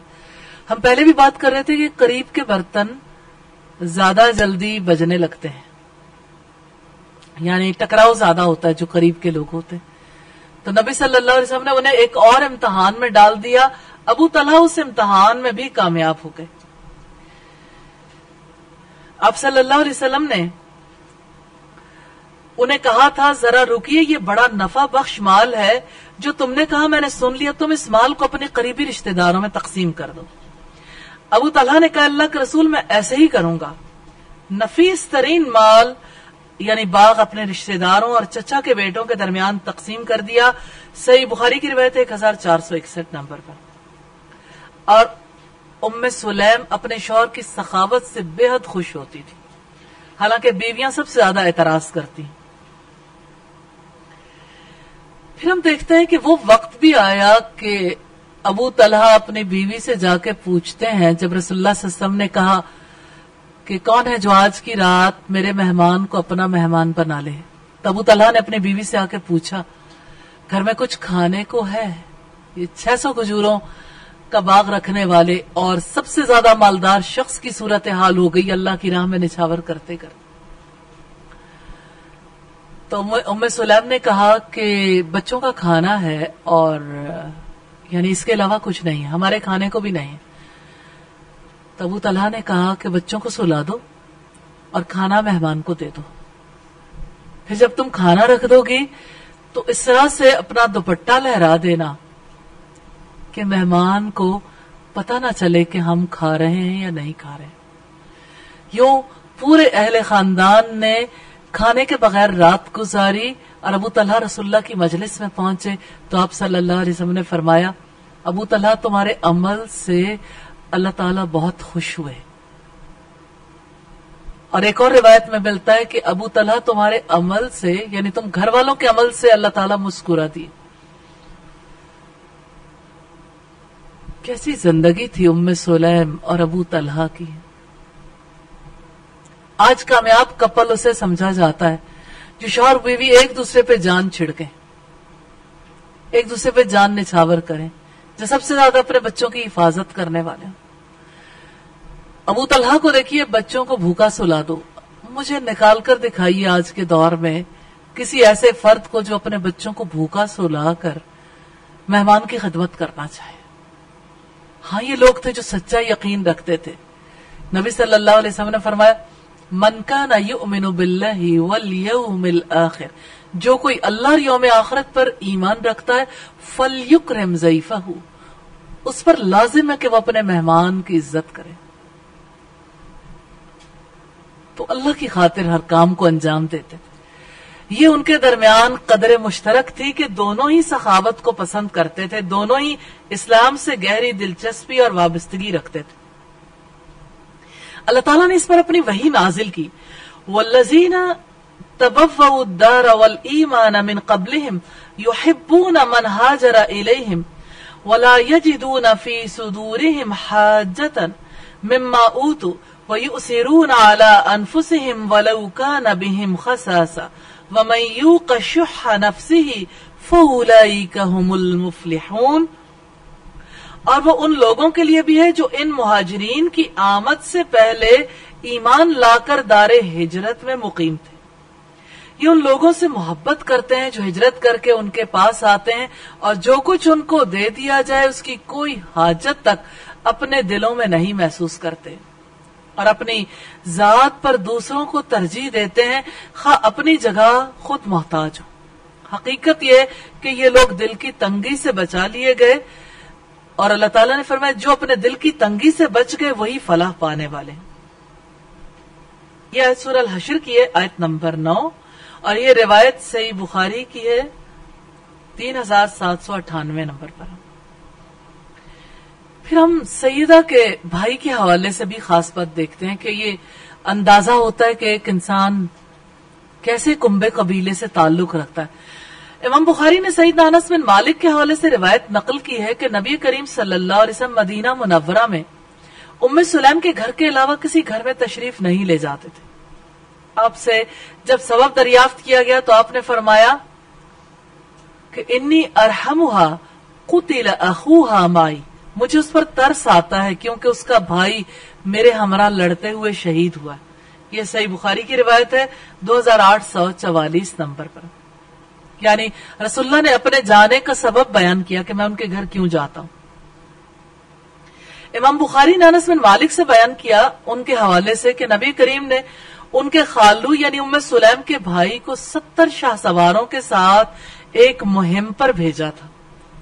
یہ روایت صحیح بخاری کی ہے اور حدیث کا نمبر ہے 4091. ام سلیم کے بھائی کس طرح سے شہید ہوئے تھے، اس حوالے سے بھی ہم اگر دیکھیں تو حرام بن ملحان ایک صحابی تھے جو لنگڑے تھے. حرام بن ملحان کے حوالے سے ہمیں یہ ملتا ہے کہ انہوں نے کہا تھا کہ تم اپنے ساتھیوں سے کہ تم میرے قریب ہی رہنا، میں ان کے پاس پہلے جاتا ہوں، اگر انہوں نے مجھے امن دے دیا تو تم لوگ قریب ہی، اور اگر انہوں نے مجھے قتل کر دیا تو آپ رسول اللہ کے پاس چلے جائیں. چنانچہ قبیلے میں پہنچ کر انہوں نے کہا اگر تم مجھے امان دیتے ہو کہ میں رسول اللہ کا پیغام پہنچا دوں. پھر رسول اللہ کا پیغام انہیں پہنچانے لگے. قبیلہ والوں نے ایک شخص کو اشارہ کیا، اس نے پیچھے سے آ کر ان سے نیزے سے وار کیا. حمام نے بیان کیا میرا خیال ہے نیزہ آر پار ہو گیا تھا. حرام کی زبان سے اس وقت نکلا اللہ اکبر، رب کعبہ کی قسم میں نے تو اپنی منزل مراد حاصل کر لی، یعنی آپ نے مجھے شہید کر دیا، میں نے تو یہی مقام حاصل کرنا تھا. نبی کریم صلی اللہ علیہ وسلم ام سلیم اور ان کے بیٹے کے حق میں دعا کرتے ہیں. انس بن مالک کا بیان ہے کہ رسول اللہ میری والدہ سیدہ ام سلیم کے پاس تشریف لائے، انہوں نے آپ کی خدمت میں کھجور اور گھی پیش کیا. آپ نے روزہ رکھا ہوا تھا، آپ نے فرمایا تھا کہ کھجور کو کھجور والے برتن میں اور گھی کو گھی والے برتن میں واپس رکھ دو. پھر آپ نے گھر کے ایک کونے کی طرف گئے اور وہاں 2 رکعت نماز ادا کی. ہم نے بھی آپ کے ساتھ نماز پڑھی. پھر آپ نے ام سلیم اور ان کے اہل خانہ کے حق میں خیر و برکت کی دعا کی. اس سے یہ پتا چلتا ہے کہ اگر کوئی صالح شخص کسی کے پاس جاتا ہے تو اس کے گھر میں نماز ادا کر کے گھر والوں کی خیر و برکت کے لیے دعا کر سکتا ہے. ام سلیم نے کہا اللہ کے رسول میری خاص دلی تمنا ہے. آپ نے پوچھا وہ کیا؟ انہوں نے کہا میرے بیٹے انس کے حق میں بھی دعا کریں. تو آپ نے میرے حق میں دنیا و آخرت کی خیر و برکت کی دعا کی. آپ نے میرے لیے یہ دعا کی اللہم ارزقہ مالا و ولدا وبارک لہ فی، کہ الہی اسے مال اور اولاد کر اور اسے برکت عطا کرنا. کہتے ہیں انصار میں مجھ سے زیادہ کوئی مالدار نہ تھا. سیدہ انس بن مالک کی بیٹی کا بیان ہے کہ ابا جان کی نسل سے تقریباً 120 افراد کو دفن کیا جا چکا ہے. یہ کثرت اولاد سید المرسلین کی دعا کی برکت کی بنا پر تھی. سیدہ ام سلیم رسول اللہ پر فریفتہ تھی، ہر گھڑی رسول اللہ کی برکات سمیٹنے کی کوشش میں رہتی تھی. برا بن زید بن انس بن مالک سے روایت ہے، وہ اپنی والدہ ام انس بن مالک سے بیان کرتے ہیں. وہ فرماتی ہیں کہ نبی کریم صلی اللہ علیہ وسلم ہمارے ہاں تشریف لاتے تھے. ایک بار آئے، وہاں ایک مشکیزہ لٹک رہا تھا جس میں پانی تھا. نبی کریم نے کھڑے ہو کر اس مشکیزے سے پانی پیا. تو میں نے مشکیزے کی ایک جگہ کو کاٹ کر برکت کے لیے رکھ لیا. 2 باتیں اس میں خاص، آپ صلی اللہ علیہ وسلم کا کھڑے ہو کر پانی پینا. دوسری چیز جو ہم نے دیکھی وہ سیدہ ام سلیم کا مشکیزے کا منہ کاٹ کر رکھ لینا تھا برکت کے حصول کے لیے. اب آپ دیکھیے کہ جس کو برکت کا حصول زیادہ قیمتی نظر آتا ہے تو وہ کیا کرتے، کہ یہ نہیں دیکھتے کہ مشکیزہ کٹ گیا پھر مشکیزہ کہاں سے آئے گا. انہیں یہ پتا ہے کہ یہ مقام قیمتی ہو گیا، یہ والا مقام اس کو تو الگ ہو جانا چاہیے. کتنی قدر شناس بھی تھی اور ذہین خاتون تھی، جانتی تھی کہ نفع مند چیز زیادہ نفع کس میں. سیدنا انس بن مالک ام سلیم سے بیان کرتے ہیں، وہ فرماتی ہیں کہ نبی کریم ان کے ہاں تشریف لایا کرتے تھے، وہ آپ کی رضائی خالہ تھی، رسول اللہ صلی اللہ علیہ وسلم کی رضائی خالہ تھی. آپ صلی اللہ علیہ وسلم کی آمد پر وہ چمڑے کی چادر بچھا دیتی تھی. آپ وہاں قیلولہ کیا کرتے تھے. رسول اللہ کو جو پسینہ آتا سیدہ ام سلیم اسے جمع کر کے خوشبو میں ملا لیا کرتی اور پسینے کو شیشی میں محفوظ کر لیا کرتی تھی. رسول اللہ کھجور کی چھوٹی چٹائی پر نماز پڑھ لیا کرتے تھے، یعنی ام سلیم کے یہاں. انس بن مالک سے روایت ہے کہ نبی کریم چمڑے کی چادر پر لیٹتے تو آپ کا پسینہ بہنے لگتا. سیدہ ام سلیم تو تولیے کے ذریعے سے پسینے کو چادر سے لے کر شیشی میں ڈالتی. نبی کریم نے انہیں دیکھا تو پوچھا ام سلیم تم یہ کیا کر رہی ہو؟ انہوں نے کہا میں آپ کے پسینے کو خوشبو میں ملاؤں گی. یہ سن کر نبی صلی اللہ علیہ وسلم ہنس پڑے اور انہیں ایسا کرنے سے منع نہیں کیا. اس سے پتا چلتا ہے کہ یعنی یہ ایک جائز امر ہے، اختیار کیا جا سکتا تھا. سیدنا انس بن مالک کا بیان ہے، وہ فرماتے ہیں کہ نبی کریم ام سلیم کے گھر تشریف لائے. وہ اس وقت گھر میں موجود نہیں تھی، اور یہ روایت بھی اسی حوالے سے ہے کہ آپ صلی اللہ علیہ وسلم کا پسینہ جو ہے جب انہوں نے نچوڑ لیا تو ام سلیم سے جب آپ نے پوچھا یہ کیا کر رہی ہے تو انہوں نے جواب دیا اللہ کے رسول ہمیں امید ہے یہ ہمارے بچوں کے لیے باعث برکت ہوگا. آپ نے فرمایا ٹھیک ہے، یعنی ٹھیک ہے آپ استعمال کر سکتی ہو. سیدہ ام سلیم کو نبی صلی اللہ علیہ وسلم کی بہت سی برکات نصیب ہوئی. آپ صلی اللہ علیہ وسلم کی خدمت اقدس میں وقتاً فوقتاً تحائف بھیجتی تھی. آپ کو اپنے ہاں کھانے پر مدعو کیا کرتی تھی. زیارت کے اوقات میں وہ رسول اللہ کی برکات سے مستفید ہوتی تھی. اب 3 باتیں ہمیں نظر آتی ہیں. قربت کی راہیں، آپ صلی اللہ علیہ وسلم کے ساتھ ان کے تعلق کے حوالے سے پہلی چیز ہم دیکھتے ہیں کہ آپ کی خدمت میں تحائف بھی بھیجتی تھی، شرماتی نہیں تھی، جو چیز موجود ہوتی تھی بھیج دیتی تھی. دوسرے آپ کو کھانے پر مدعو کرتی تھی. تیسرے آپ صلی اللہ علیہ وسلم جب ان کے گھر پر تشریف لاتے تھے اس وقت پہ پھر انہیں برکتیں نصیب ہوتی تھیں. رسول اللہ بھی ان کے گھر پہ جایا کرتے تھے. نظر بن انس سیدنا انس بن مالک سے بیان کرتے ہیں، وہ کہتے ہیں میری والدہ ام سلیم نے مجھے فرمایا نبی کریم کے پاس جاؤ، آپ کی خدمت میں عرض کرنا اگر ہو سکے تو ہمارے پاس دوپہر کا کھانا کھا لیں. سیدنا انس بیان کرتے ہیں میں رسول اللہ کی خدمت میں حاضر ہوا اور اپنی والدہ کا پیغام آپ کو دیا. آپ نے فرمایا کیا جو لوگ میرے پاس اس وقت موجود ہیں وہ بھی کھانے کے لیے آ جائیں؟ میں نے کہا ضرور آئیں. یعنی یہ انس ہیں. تو آپ نے وہاں موجود صحابہ کرام کو فرمایا اٹھو آپ سب کی ام سلیم کے گھر کھانے کی دعوت. سیدنا انس فرماتے ہیں میں جلدی سے گھر آیا، اپنی والدہ سیدہ ام سلیم سے ملا. میں گھبرایا ہوا تھا کیونکہ رسول اللہ کے ساتھ اور بھی بہت سے افراد کھانے کے لیے آ رہے تھے. والدہ نے مجھ سے پوچھا انس کیا کر کے آئے ہو؟ اتنی ہی بات تھی کہ رسول اللہ گھر میں تشریف لے آئے. آپ نے آتے ہی میری والدہ سے پوچھا کیا تیرے پاس گھی ہے؟ انہوں نے کہا ہاں میرے پاس ایک ڈبہ ہے، اس کے ساتھ تھوڑا سا گھی لگا ہوا ہے، یعنی کہیں سائڈوں پہ لگا ہوگا. آپ نے فرمایا وہ ڈبہ میرے پاس لے آؤ. فرماتی ہے میں نے وہ ڈبہ آپ کی خدمت میں پیش کر دیا. آپ نے اس کا ڈھکن کھولا، پھر آپ نے یہ فرمایا اللہم اعظم فیہ البرکہ، الہی اس میں بہت زیادہ برکت عطا فرما دے. پھر آپ نے فرمایا اس ڈبے کو الٹا دو. میں نے اسے الٹا دیا. نبی کریم صلی اللہ علیہ وسلم بسم اللہ پڑھتے ہوئے اس ڈبے سے گھی نچوڑنے لگے. میں نے اس سے ایک ہنڈیا بھر لی. برکت. اس گھر میں جو کھانا تیار کیا گیا اسے تقریباً 80 افراد نے کھایا. پھر بھی بچ گیا تو رسول اللہ نے بچا ہوا کھانا سیدہ ام سلیم کے سپرد کرتے ہوئے فرمایا یہ خود بھی کھاؤ، پڑوسیوں کو بھی کھلاؤ. اس سے ایک اور بات پتا چلتی ہے، ایک تو رسول اللہ کی برکت، لیکن رسول اللہ صلی اللہ علیہ وسلم نے اس پر اکتفا نہیں کیا کہ اب اتنے افراد کو کھلا دیا تو بس کافی ہو گیا. اب جو باقی بچا اس کے بارے میں بھی کہا پڑوسیوں کو بھی دینا. یہ آپس کی محبت کو رواج دینے والے کام. اللہ تعالیٰ ہم سب کو توفیق عطا فرمائے. رسول اللہ کی یہ برکت آپ کے فیض بے پایاں کا ایک قطرہ ہے. آپ کی حیات مبارکہ میں صحابہ کرام مستفید ہوتے رہے اور یہ رحمت آج تک ہم پر سایہ فگن ہے. اللہ تعالیٰ اس نعمت کو ہمیشہ کے لیے ہمارے سروں پر سایہ رحمت بنائے رکھے. ہمیں توفیق عطا کرے کہ ہم رسول اللہ کی سنت کو پوری مضبوطی سے تھامے رکھیں. پھر نبی صلی اللہ علیہ وسلم ام سلیم کا اکرام کیا کرتے تھے. عبداللہ ابن عباس سے یہ خبر سنے گی. وہ کہتے ہیں کہ رسول اللہ نے ایک انصاری خاتون سے فرمایا. عبداللہ ابن عباس نے اس خاتون کا نام لیا تھا لیکن میں اس کا نام بھول گیا ہوں. آپ نے ان سے فرمایا ہمارے ساتھ حج کرنے سے آپ کو کس چیز نے روکا؟ اس نے کہا ایک اونٹ پر میرا خاوند یعنی میرا شوہر اور اس کا بیٹا سوار ہو کر گئے اور ایک اونٹ ہمارے لیے چھوڑا ہے جس پر ہم پانی وغیرہ لاد کر لاتے ہیں. آپ نے فرمایا جب رمضان ہو تو عمرہ کرنا کیونکہ رمضان میں عمرہ حج کے برابر ہوتا ہے. یہ روایت صحیح بخاری کی کتاب العمرہ میں ہے 1782 نمبر پر.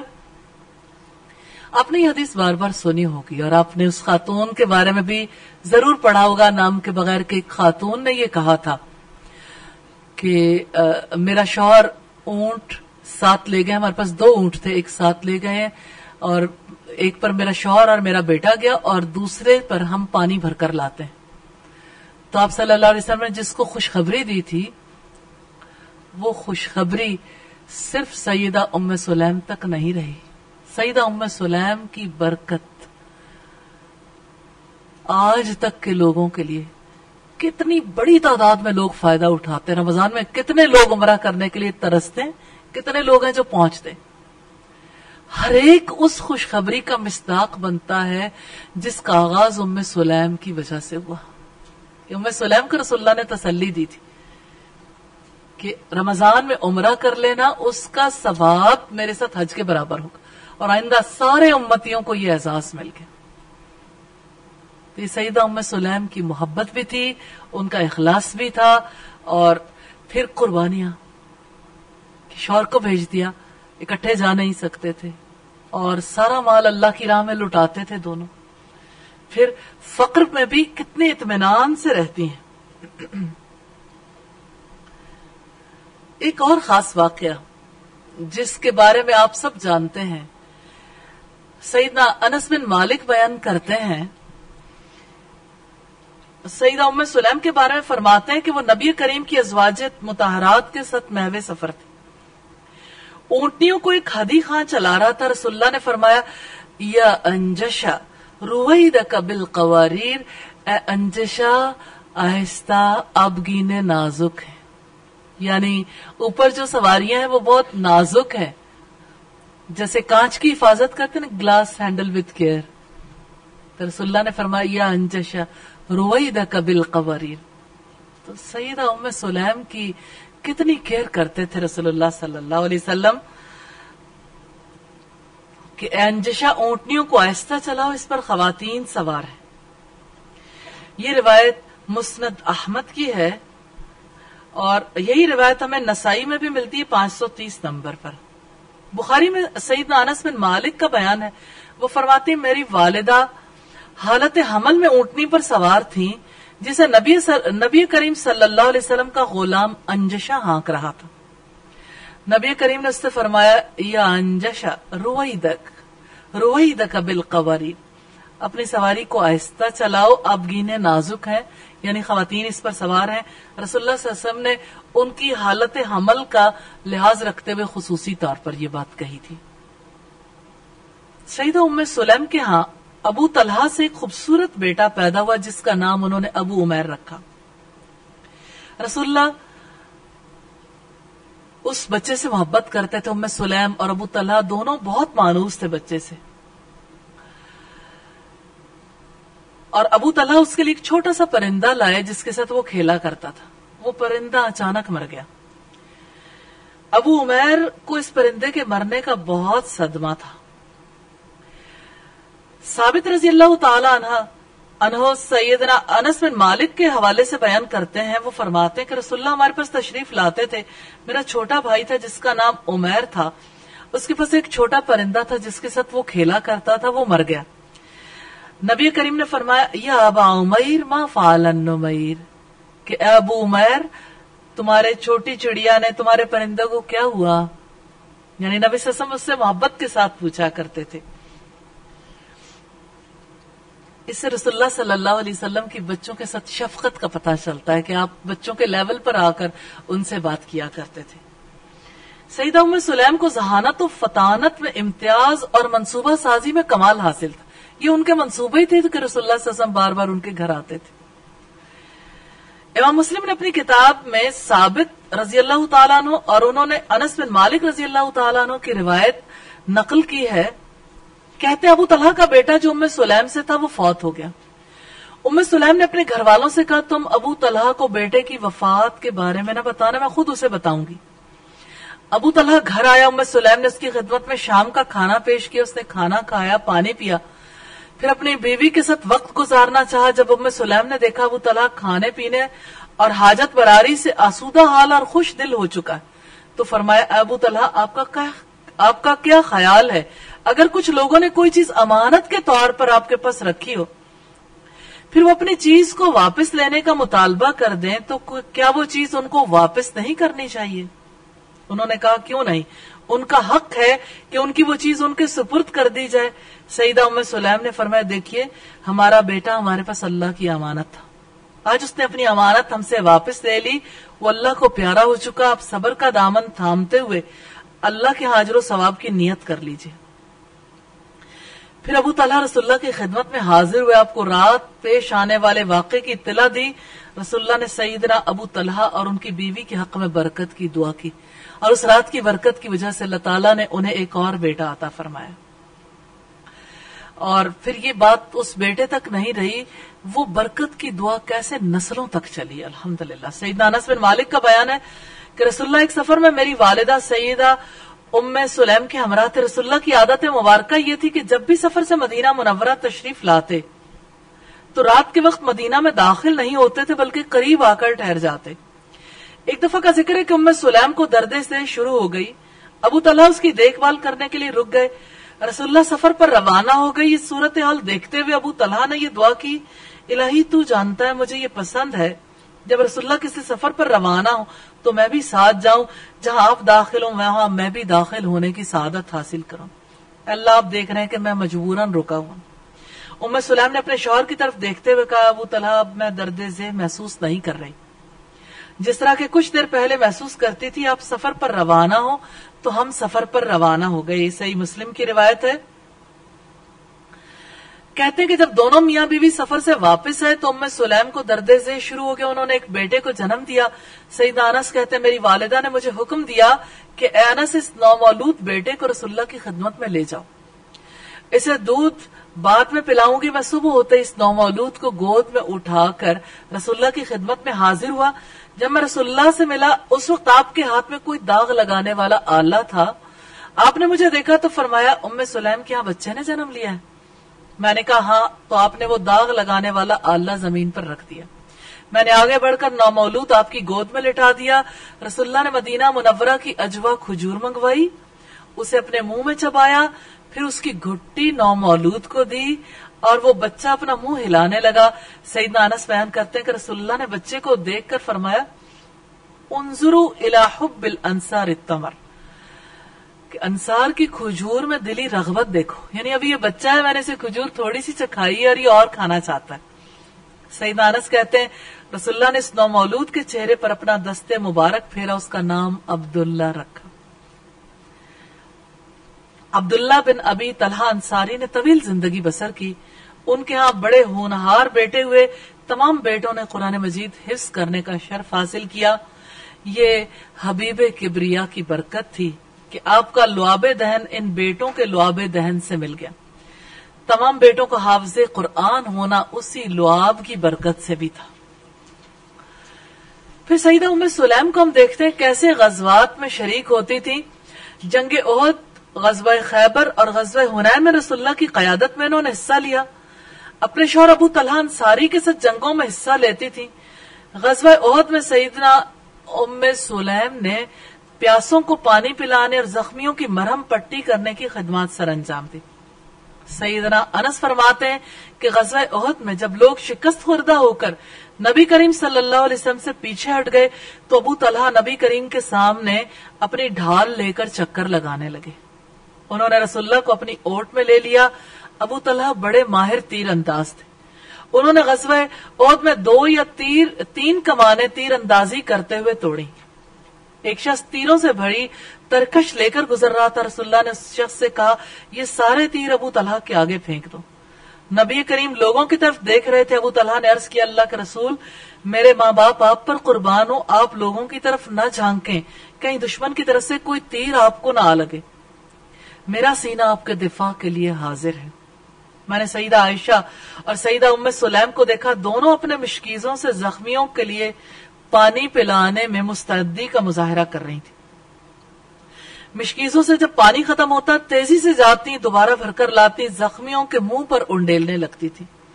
ابو طلحہ انصاری کے ہاتھ سے 2 یا 3 مرتبہ اس دوران تلوار زمین پر گری تھی. امام مسلم ثابت سے وہ انس بن مالک سے بیان کرتے وہ فرماتے ہیں کہ سیدہ ام سلیم کے پاس غزوہ حنین میں خنجر تھا جسے ابو طلحہ نے دیکھ لیا. انہوں نے عرض کیا اللہ کے رسول ام سلیم کے پاس خنجر ہے. یعنی عورتیں تلوار تو نہیں چلاتی تھی میدان جنگ میں. رسول اللہ نے اس سے پوچھا اس خنجر کا کیا کرو گی؟ انہوں نے کہا اگر کوئی مشرک میرے قریب آیا میں خنجر سے اس کا کام تمام کر دوں گی, پیٹ پھاڑ دوں گی. یہ سن کر رسول اللہ ہنسنے لگے. پھر انہوں نے کہا اللہ کے رسول جو نئے نئے مسلمان ہوئے آپ نے ان کو آزادی دے کر اپنی صفوں میں شامل کر لیا. یہ لوگ ہماری ہزیمت کا باعث بنے ہیں, ان کو قتل کر دیجئے. رسول اللہ نے فرمایا اے ام سلیم اللہ کافی اور بہت بہتر ہے. یعنی یہ نئے مسلمان ہونے والے مکہ سے مسلمان ہونے والے تھے فتح مکہ کے موقع پر. یہ طلقاء تھے جن کو آپ صلی اللہ علیہ وسلم نے اس میں شامل کیا, اور ان کی وجہ سے یعنی وہ قوت جو ایمان کی وجہ سے نصیب ہوتی ہے, ظاہر ہے کہ وہ تو ایمانی قوت کی وجہ سے ہی اس کا اظہار بھی ہوتا ہے. اور یہ ابھی نئے نئے مسلمان ہوئے تھے جن کے بارے میں ام سلیم نے کہا کہ آپ ان کو قتل کر دیجئے, ان کی وجہ سے ہمیں شکست ہوئی. کیونکہ غزوہ حنین میں مسلمانوں کی تعداد 12,000 تھی اور مشرک تعداد میں کم تھے. بنو حوازن کے تیر اندازوں نے مسلمانوں کا رخ پھیر دیا تھا اور اس میں مسلمانوں کو شکست ہوئی تھی. پھر یہ شکست فتح میں بدل گئی الحمدللہ. غزوہ خیبر میں سیدہ ام سلیم رسول اللہ کے ہمراہ تھی. جب آپ صفیہ بنت حیی کے ساتھ رشتہ ازدواج میں منسلک ہوئے تو سیدہ ام سلیم نے صفیہ بنت حیی رضی اللہ تعالی عنہا کو آراستہ و پیراستہ کر کے دلہن کا روپ دیا, کنگھی وغیرہ کرنے کی خدمت سر انجام دی. نبی کریم صلی اللہ علیہ وسلم نے شادی کے بعد فرمایا جس کے پاس کھانے پینے کی کوئی چیز ہے وہ لے آئے. ایک چادر بچھا دی گئی, کسی نے اس میں کھجوریں رکھی, کسی نے گھی. غرض یہ کہ جس کے پاس جو بھی کھانے کی چیز تھی وہ اس چادر پر رکھ دی گئی. پھر ان سب اشیاء کو ایک ساتھ ملا دیا گیا, سب نے مل کر کھایا. یہ رسول اللہ کی طرف سے ولیمے کی دعوت تھی. ایک اور روایت سے ہمیں پتہ چلتا ہے کہ اس موقع پر سیدہ ام سلیم نے جو کچھ لوگ لاتے گئے اس سے ملا کر حلوہ تیار کیا تھا, سویٹ ڈش تیار کی تھی. سیدہ ام سلیم کو یہ سعادت بھی حاصل ہوئی کہ انہیں رسول اللہ کا قرب اور خوشنودی حاصل ہوئی. ان کو یہ شرف بھی حاصل تھا کہ رسول اللہ کئی مرتبہ ان کے گھر تشریف لائے. احادیث رسول روایت کرنے کی سعادت بھی انہیں حاصل ہوئی. انہوں نے نبی کریم صلی اللہ علیہ وسلم سے 114 احادیث روایت کی, جن میں بعض احادیث کو شیخین نے یعنی امام بخاری اور امام مسلم نے نقل کیا, اور سیدہ ام سلیم سے ان کے بیٹے سیدنا انس بن مالک حبر الامہ یعنی سیدنا عبداللہ ابن عباس نے, سیدنا زید بن ثابت اور ان کے علاوہ دیگر صحابہ نے بھی روایت کرنے کا اعزاز حاصل کیا. سیدہ ام سلیم ایماندار تھیں, دین کی پابند تھیں, اپنے رب کے حق کو پہچاننے والی, اطاعت گزار, شوہر کا حق ادا کرنے والی, بیٹوں کی احسن انداز میں تربیت کرنے والی تھیں, کافروں کے خلاف علم جہاد بلند کرنے والی تھیں, پوری شدت کے ساتھ حملہ آور ہونے والی اور سخیوں کے لیے ایک مثالی نمونہ بننے والی خاتون تھی. یہ سب خوبیاں انہوں نے نبی صلی اللہ علیہ وسلم سے حاصل کی تھی. رسول اللہ کے چشمہ رحمت سے ہی وہ سیراب ہوئی تھی. وہ رسول اللہ کی ایک ہونہار شاگردہ تھی. سیدہ ام سلیم رضی اللہ تعالیٰ عنہ کو رسول اللہ صلی اللہ علیہ وسلم کی زبان مبارک سے جنت کی بشارت ملی. سیدنا انس بن مالک سے روایت ہے, فرماتے ہیں نبی کریم نے فرمایا میں جنت میں داخل ہوا, میں نے جوتوں کی آہٹ سنی, میں نے کہا یہ کون ہے؟ فرشتوں نے کہا یہ انس بن مالک کی والدہ غمیسہ بنت ملحان. ایک دوسری روایت میں मोहम्मद बिन मुनकदिर जाबिर बिन अब्दुल्ला के हवाले से बयान करते हैं, रसूलुल्लाह ने फरमाया, मुझे जन्नत दिखलाई गई, मैंने इसमें अबू तलहा की बीवी को देखा, फिर मैंने जूतों की आहट सुनी तो वो बिलाल थे। ये सही मुस्लिम की रिवायत है 2457 नंबर पर। अल्लाह ताला उस घिराने पर अपनी रहमतें और बरकतें नाजिल फरमाए, अल्लाह ताला उनसे राजी हो जाए और वो अल्लाह ताला से राजी हो जाए। सईदा उम्मे सुलैम की जिंदगी में हमारे लिए बहुत से असबाक अल्हम्दुलिल्लाह, लेकिन एक क्वेश्चन मार्क लगाकर हमने इनकी जिंदगी के बारे में पढ़ा था। सईदा उम्मे सुलैम की जिंदगी से आपने क्या सीखा? मैम इसमें जो उनका फहम था ना, बड़े लाइट वे में जवाब देती थी, तो मुझे बड़ा मजा आया पढ़ के कि इंसान खुश होके एक दलाल देता है ना, तो अगले बंदे को मतलब होता है कि वाकई में ऐसा। मुझे बहुत मजा आया, यानी कि इसको पढ़ के ना कैसे ही जवाब देना चाहिए। इंसान के दिल में तंगी भी नहीं आती, मुश्किलात भी नहीं करनी पड़ती। एक दफा मैं नमाज पढ़ी थी ना, तो मैं अपनी उंगली को ऐसे तशद में ऐसे हिलाते हैं, तो मेरे भाई आए ना मेरे पास गुस्से में, कहते तुमने किस बुनियाद पे ना अपना मसलक चेंज किया? मैंने क्या किया? तो भाई कहते कि अपनी उंगली को बार बार क्यों हिला रही है? तो मैंने कहा ये रसूल सल्लल्लाहु अलैहि वसल्लम ऐसे किया करते थे, और इसकी हर जो ठोकर है ना वो शैतान को लगती है, तो ये जितनी बार भी करो तो उतनी दफा शैतान को लगेगी। तो भाई को मतलब चुप हो गए थे, लेकिन गुस्सा करते रहे कि पता नहीं क्या करती रहती है। बहुत मजा आता है अगर किसी को खुश मुस्कुरा के जवाब देना। जी, कूल होकर जवाब देना चाहिए और दूसरे के लिए भी आसानी पैदा करनी चाहिए। बाज़ वक़्त लोग अपनी तकलीफ का इजहार करते हैं कि अच्छा भाई क्यों ऐसा क्यों किया, तो क्यों का जवाब देना चाहिए, बजाय इसके कि उसको अपनी जात पर हिट फील करें। जो लोग अपनी जात पर हिट फील करते हैं वो अपनी जात की गवाही देते हैं। जो इसको अपना मामला नहीं समझते वो उन्हें सच्चा दीन बताते हैं। अब आप देख लें कि बड़ा कौन है और किसको बड़ा बनाना है। जी, और मैम इसमें दूसरी बात थी ना कि हजरत अबू तलहा ने जब उनको शादी की ऑफर की थी, तो उन्होंने साथ ही उन्हें इस्लाम की दावत दी थी, और साथ ये बुतों की हकीकत के बारे में बता दिया था कि जिनकी आप इबादत करते हैं वो क्या है। सही, पीछे दे दें। ऐसा क्यों होता है कि जब भी हम ये चीज पढ़ते हैं तो वो लोग हमें बहुत ज्यादा एडवांस लगते हैं अपने से, जबकि हम लोग बहुत बाद में भी आए हैं। मतलब उनका मतलब इतने वो मतलब स्ट्रेट फॉरवर्ड होके पूछ लेना हर चीज के बारे में, इस हवाले से मतलब लगता है कि हम बहुत पीछे हैं, हम बहुत पीछे और वो बहुत एडवांस थे। असलन इस्लाम जदीद है, अगरचे कदीम है, दीन फितरत है। फितरत की तो यही डिमांड है। तो ये माहौल के असरात हैं कि दबे हुए, घुटे हुए, मिस्कीन बन के रहना, ये आपने सोसाइटी से सीखा। अल्लाह ने आपको ऐसा नहीं पैदा किया। क्या जब बच्चा पैदा होता है तो यूं नजरें घुमा घुमा के नहीं देखता इर्द गिर्द के माहौल को? और फिर ये कि आप बच्चों को देखिए, उनमें कितनी सादगी होती है, जो दिल में आता है पूछते हैं और बिहेव करते हैं। ठीक है, बिहेवियर्स में कुछ खराबियां भी होती है, लेकिन उनकी फिर तराश खराश इर्द गिर्द के माहौल से होती।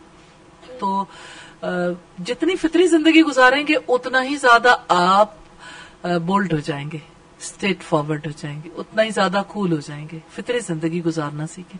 और हम पढ़ते भी इसीलिए कि हमें इसी तरह की जिंदगी गुजारनी है। जी, जो माइंड सेटिंग करने का स्किल था, जैसे अपने हस्बैंड की कि अगर कोई आपके पास अमानत रखा दे उसको ले ले। अगर मतलब वफात का, ये हर किसी की जिंदगी में ऐसे मौके आते हैं, लेकिन हमें इन चीजों से मतलब ये प्रैक्टिकल चीजें करने वाली कि अगर हम किसी को तसल्ली दें। सही, अल्हम्दुलिल्लाह। जी, कुरान पाक में अल्लाह ने फरमाया ना, कुल इन कुंतुम तुहिब्बून अल्लाह फत्तबिऊनी युहिब्बुकुमुल्लाह। तो वो रसूलुल्लाह से इतनी मोहब्बत करती थी, अल्लाह ताला ने उनको जन्नत में जगह दे दी। तो मुझे लग रहा है कि इतना अच्छा लिंक बन रहा है। उन्होंने रसूलुल्लाह से मोहब्बत की, अल्लाह ताला ने उनसे मोहब्बत की। तो इंशाल्लाह सुन्नत पे फॉलो करने की बहुत कोशिश करनी है आखिरी हद तक इंशाल्लाह। सही। जी, दीन के बारे में ये सीखा था कि दीन के बारे में कम्प्रोमाइज नहीं करना। जिस तरह उन्होंने कम्प्रोमाइज नहीं किया जब उनके शोहर ने उनको मतलब आके काफी गुस्से से बिहेव किया, और इस तरह से उन्होंने कूल डाउन होकर उनको आंस किया और फिर आगे से मतलब कम्प्रोमाइज नहीं किया। मोस्टली दब जाते हैं जिस तरह कि आपने बताया। तो दीन के बारे में किसी को भी इम्पोर्टेंस नहीं देनी। अल्लाह ताला को तौफीक दे अल्लाह ताला। जी, कोई और जो कहना चाहे कुछ? एक क्वेश्चन करना था मैंने कि जिस तरह का तब वो मुशरिक थी, तब था ना कि मुशरिक अगर मुसलमान हो जाए तो आप उससे शादी कर ले, मोमिन औरत कर सकती है। जिस तरह अबू तलहा से उन्होंने की थी शादी, के मुसलमान हो गए थे तो शादी की थी। आज के दौर में अक्सर ये सुनने को मिलता है कि अगर काफिर जो है या ईसाई वो मुसलमान हो जाए तो उससे शादी मोमिन औरत नहीं कर सकती। کسی مسلمان سے مومن عورت شادی نہیں کر سکتی؟ اگر وہ مسلمان ہو جاتا ہے، کافر سے مسلمان ہوتا ہے، ہاں، تو یہ کانسیپٹ ہے کہ مومن عورت شادی نہیں اس سے کر سکتی، کہ مسلمان نہیں کر سکتی. ایسا کہتے ہیں کہ کانسیپٹ ہے تو نہیں.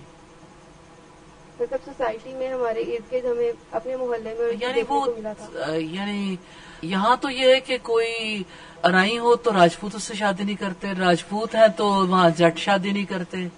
یہاں اپنی باتیں کیا کریں ہم، یہاں کون سا دین ہے؟ لیکن اصلاً دین میں اس کا کوئی وہ نہیں ہے سستا کہ جو بھی مسلمان ہو گیا شادی ہو سکتی. یہ کوشچن تھا نا کہ آج کے دور میں اسلام کیسے سیکھ سکتے ہیں، تو پریکٹیکلی ساتھ رہ کر اسلام سیکھا جا سکتا ہے، صرف الفاظ سے نہیں سیکھا جا سکتا. جیسے ام سلیم جو تھی رسول اللہ صلی اللہ علیہ وسلم کے ساتھ رہی، ماحول میں رہتے ہوئے، ساتھ رہتے ہوئے، جی، الفاظ سے نہیں عمل سے. اور ایک یہ کوشچن تھا کہ اگر کوئی شادی کی پیشکش کرنا چاہتا ہے تو کیا لڑکا لڑکی کو براہ راست شادی کی پیشکش کر سکتا ہے؟ یہ بڑا امپورٹنٹ ہے. میں وہاں پہ اسی وجہ سے میں نے یہ بات خصوصی طور پر کہی تھی کہ پہلی شادی ہو چکی تھی، اب بیٹا بھی تھا، اس کے باوجود اپنے بیٹے سے کہا تھا میری شادی کرا دو. خود ہی فیصلہ نہیں کر لیا. ایون دین کہ بیٹا چھوٹا ہے، پھر بھی یہ ہے کہ وہ یہ سمجھتی ہیں کہ یہ نکاح اس طرح سے نہیں ہونا چاہیے کہ خود ہی میں ڈیسائیڈ کر لوں. اچھا، اب یہ کہ کوئی لڑکا کسی کو پرپوز کر سکتا ہے یا کوئی مرد کسی خاتون سے کہہ سکتا ہے، پیغام پہنچا سکتا ہے، لیکن کسی یعنی یوں اکیلے ایسی نشستیں جہاں پر صرف لڑکا اور لڑکی ہوں، وہ نشست کبھی بھی نہیں ہونی چاہیے. اچھا، پھر جو ٹیلی فون کال ہوتی ہے اس میں لڑکا اور لڑکی اکیلے رہ جاتے ہیں، تو جہاں دو لوگ ہوں گے تیسرا شیطان ہوتا ہے. اس لیے یعنی جو ایک مسنون طریقہ کار ہے وہ یہ کہ گھر والوں کے پاس پیغام پہنچانا چاہیے.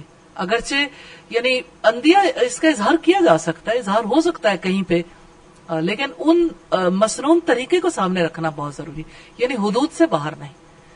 کہ پہلے وہ دوستی کریں، ایک طویل دوستی کے بعد پھر وہ فیصلہ کرنے کی شادی کر لینی چاہیے. تو وہ طویل دوستی جو ہے وہ کس کھاتے میں تھی؟ یہ آپس کی گفتگو نہیں، طویل نہیں، مختصر ہے. ہاں، جس طرح سے یعنی اگر دل میں آنے کی بات ہے تو کسی لڑکے کے دل میں کسی لڑکی کی یا لڑکی کے دل میں لڑکے کی بات آ سکتی ہے، یہ نیچرل ہے، آ سکتی ہے. کوئی کسی کی جگہ شادی کرنا چاہتا ہے، کوئی جائے، یعنی گناہ نہیں ہے، لیکن اس کے لیے طریقہ کار جو ہے وہ اختیار کرنا چاہیے. یعنی لڑکی کے سامنے بھی بات کوئی رکھ سکتا ہے، کسی توسط سے پیغام پہنچا سکتا ہے. اور جو سب سے معروف طریقہ ہے، اگر لڑکی جو ہے وہ کے بارے میں اسے یہ ہے کہ اس لڑکی سے میں نے شادی کرنی، تو اس کا بہترین طریقہ یہ ہے کہ مسلمان ہیں، مسلمانوں کے گھرانے میں میسج بھیجیں، پیغام بھیجیں باقاعدہ طور پر. ام سلیم کی زندگی میں یہ جو بات تھی کہ ان کی اسلام سے بہت گہری وابستگی تھی، اور وجہ یہ تھی کہ وہ فوکس بہت زیادہ تھی، کہ انہیں پتا تھا کہ اس دین حق کے کتنے نفع ہیں اور نقصان مطلب کس چیز میں ہے، کہ انہوں نے نقصان جس میں کم تھا اور نفع کتنا کثیر ہے، وہ اس چیز کو آگے بڑھ کے لے لیتے تھے. اور یقین کی بنیاد پر نا، کہ یہ نہیں تھا کہ الفاظ کی بنیاد پر انہوں نے دین اختیار کر رکھا، کہ وہ الفاظ سے جانتی ہوں لا الہ الا اللہ محمد رسول اللہ، اس کی دل کی گہرائی تک یہ بات اتری ہوئی تھی نا، اس لیے اس کو سمجھتی تھی. اور اسی چیز کو ابو طلحہ کے سامنے بھی انہوں نے رکھا، اپنے بیٹے کے سامنے بھی رکھا. جی استاذہ، ایک کوشچن تھا. جی جی میری ایک جاننے والی ہے یعنی چشتیہ میں نا، تو ان کی اس طرح سے ہوا کہ جی ان کی شادی ہوئی، پھر ان کو نا مطلب 6 منتھ میں ڈائیورس ہو گئی. جی تو اس کی ایک بیٹی ہے، تو وہ یعنی کہ وہ 10 ایئر کی ہے نا، 9 ایئر کی. تو وہ مطلب تب سے چاہ رہی تھی نا کہ میری دوسری شادی ہو جائے، لیکن اس کے گھر والے جو ہیں وہ نہیں مان رہے نا، لیکن وہ اس کی بھابھیوں کے رویے سے بھی بہت زیادہ تنگ ہے نا. تو وہ کہہ رہی تھی کہ استاذہ سے یہ کوشچن کرنا ہے کہ کیا اس حالات میں جو میں خود قدم اٹھا سکتی ہوں آگے، کہ یعنی وہ چاہتی ہیں لیکن گھر والوں کا رویہ بھی صحیح نہیں ہے ان کے ساتھ. ہاں جی، بات یہ ہے کہ ایسی صورت میں اسلام یہ کہتا ہے کہ ایسے لوگوں کی نکاح میں یعنی جیسے گھر والوں کو رکاوٹ بننے کا کوئی حق نہیں، لیکن اگر گھر والے نہ مانے تو پھر اس کے لیے طریقہ کار ہے، جس کا کوئی ولی نہ ہو اس کا سلطان ولی ہے. الحمدللہ. اور اس میں یہ کہ اہل خاندان کو توجہ دلائیں، یعنی اس ترتیب کے ساتھ آگے چلنا چاہیے نا. اب اگر فرض کریں کہ کسی کو کوئی بیوہ ہو گئی یا طلاق یافتہ، اب ایک طویل مدت گزر گئی، اس کی ساری زندگی آخر کیوں قربان کروانا چاہتے ہیں؟ تو ایک عورت اگر اپنے آپ کو بہتر محسوس کر سکتی کہ میں شوہر کے بغیر گزارا کر سکتی ہوں یا نہیں، تو جو یعنی اتنی بڑی قربانی نہ دے سکتی ہو تو گھر والوں کو فورس نہیں کرنا چاہیے. تو اس کے گھر والوں کی طرف سے ایک یہی آنسر آتا ہے کہ پہلے کون سا جو ہے وہ آپ نے یعنی پرابلم ایسے ہیں، لوگ ایسے ہوتے ہیں، باہر کے لوگ اچھے نہیں ہوتے، تو پہلے کون سا گھر بس گیا ہے نا، تو اب ہم مزید زیادہ اور پریشان نہیں ہونا چاہتے. تو اس کے بھائی بھی اس کا کوئی ساتھ نہیں دیتے اور پیرنٹس بھی. اس کا طریقہ کار یہی ہے کہ وہ اپنے اہل خاندان کو ساتھ ملائیں، اپنے اہل خاندان کو کنونس کر لیں، اور یہ کہ کسی اور سے ہیلپ لے لیں جو کنونس کر دے انہیں. تو ایسے افراد سوسائٹی میں ہوتے ہیں جو ہیلپ فل ہوتے ہیں، اور خاندان میں بھی ایسے افراد ہوتے ہیں الحمدللہ. جی اب پیچھے دیجیے گا انشاءاللہ سنتوں کو رواج دینا ہے انشاءاللہ. سبحانك اللهم وبحمدك نشهد ان لا اله الا انت نستغفرك ونتوب اليك. نشهد ان لا اله الا انت نستغفرك ونتوب اليك. نشهد ان لا اله الا انت نستغفرك ونتوب اليك. نشهد ان لا اله الا انت نستغفرك ونتوب اليك. نشهد ان لا اله الا انت نستغفرك ونتوب اليك. نشهد ان لا اله الا انت نستغفرك ونتوب اليك. نشهد ان لا اله الا انت نستغفرك ونتوب اليك. نشهد ان لا اله الا انت نستغفرك ونتوب اليك. نشهد ان لا اله الا انت